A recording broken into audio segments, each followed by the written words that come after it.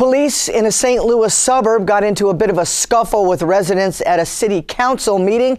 It all started over a new law involving a civilian oversight committee. About an hour into that meeting, things got heated. Police activist Jeff Rowdy took issue with members of the crowd interrupting the speakers. Rowdy leaves his seat and enters the aisle. And at that point, a video posted online appears to show shoving between him and a woman at the meeting. But it's hard to tell from that video exactly what happened or who instigated the melee. But the rest of that meeting turned into chaos. Shortly after the tensions died down, most of the police officers left the room. Many of them were upset with the proposals. Officers thought community oversight committees would limit their due process. Just one more reason to build the Keystone Pipeline, or depending on who you ask, also one reason not to build it. An oil spill that dumped 30,000 gallons of crude oil into Montana's Yellowstone River earlier this month.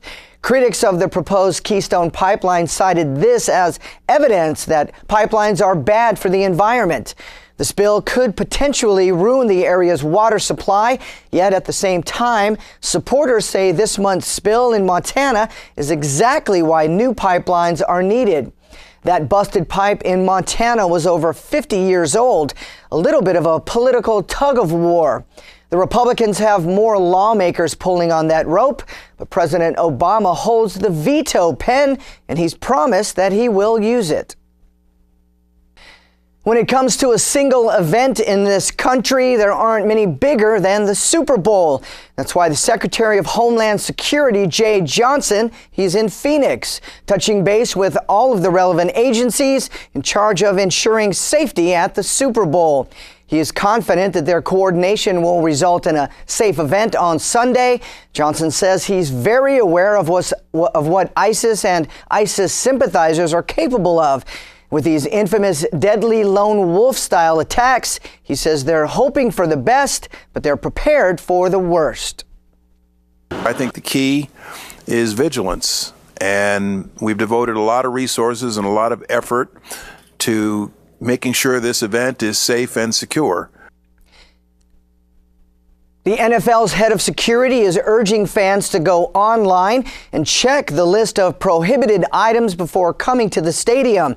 Everybody will be going through metal detectors before entering the stadium, which is one more reason to watch from the comfort of your couch.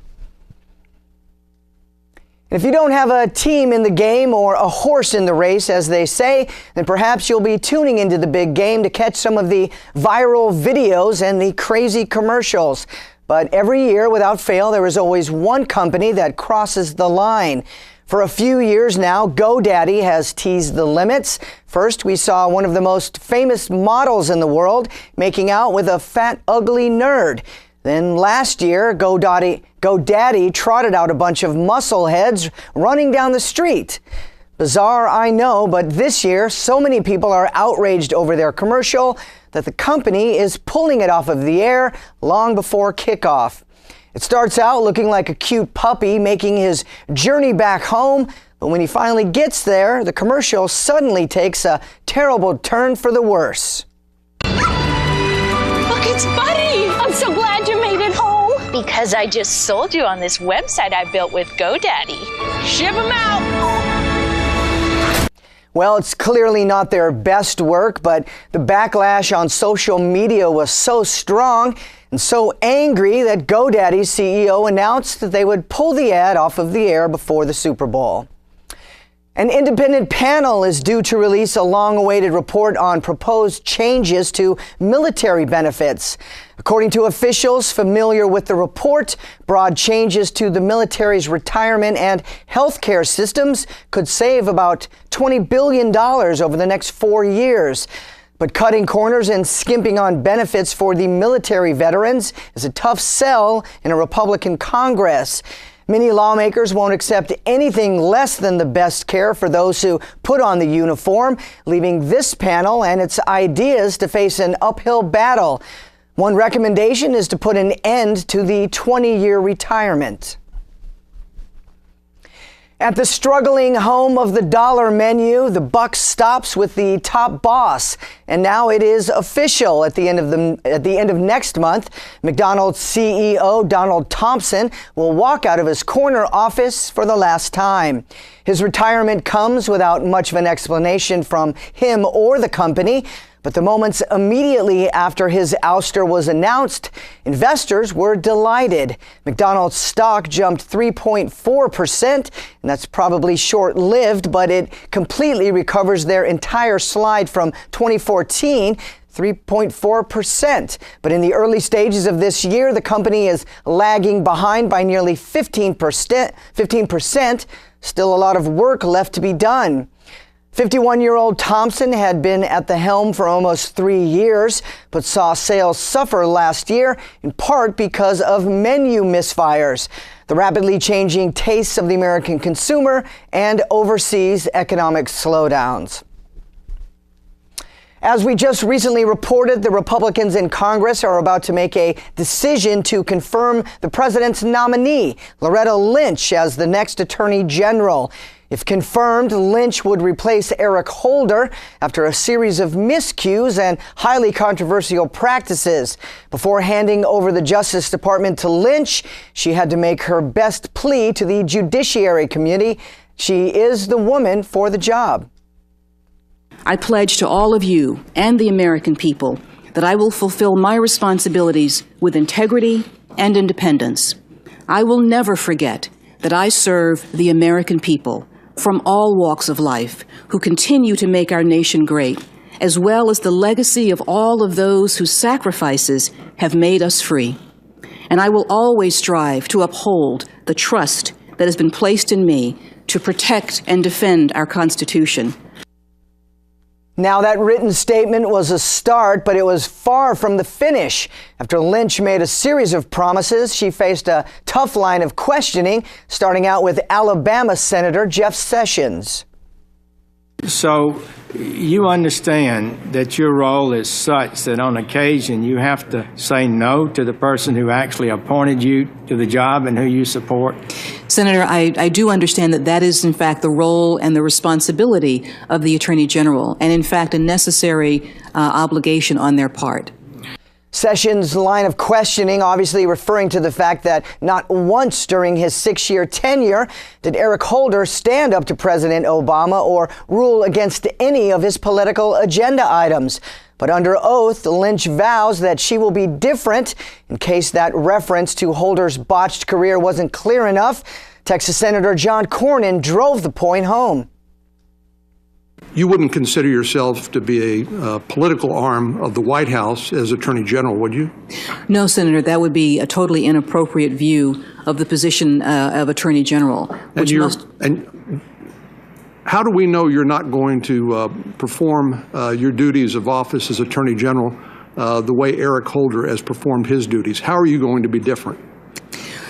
Senator, if confirmed as Attorney General, I will be myself. I will be Loretta Lynch. And I do pledge to this committee that I want to hear your concerns. I want to listen to your concerns, and I will always be open to discussing those issues with you. There you have it, a promise from Loretta Lynch. She will stand for her own personal beliefs and not just take orders from the White House. What are Lynch's personal beliefs? We will explore that more next week. Well, they took a courageous stand by where they chose to sit down, and in breaking the law, they changed the course of history. You see, there's a saying, rules are meant to be broken, but when rules are law, the police don't always see it that way. And in 1961, there were some very real laws with very real consequences. Enter the Friendship Nine. 9 young African-American men boldly stepped out against the law and made a decision that would mark them as criminals in a broken justice system. But what they did on that day led to convictions in a court of law. Those convictions lasted over 50 years until now. 54 years later, the court finally took the first step toward making things right. We cannot rewrite history, but we can write history. In a packed courthouse, the men known as the Friendship Nine finally saw their convictions overturned. It only took 54 years for the justice system to correct their errors after tossing them in prison for sitting at a whites-only lunch counter. Now those trespassing convictions are officially vacated. The right thing eventually happens. It sometimes takes longer than we'd like. You know, justice may come, it may come slowly, but it's coming and eventually it will out. Better late than never, I suppose. Their story started out in the early 1960s when African Americans risked beatings and imprisonment just to sit at segregated lunch counters in the Jim Crow South. In Rock Hill, South Carolina, a group of students from Friendship College stopped in a local five and dime store to sit in these chairs as a defiant stance against segregation. Not long after, police dragged the men out and demanded that they pay a $100 bail. When they refused, they threw the 9 men in jail cells, energizing even more acts of civil disobedience and a rallying cry. Jail, not bail, rang through the Deep South for years to follow. The 9 men opted to serve a 30-day hard labor sentence instead of paying that $100 fine.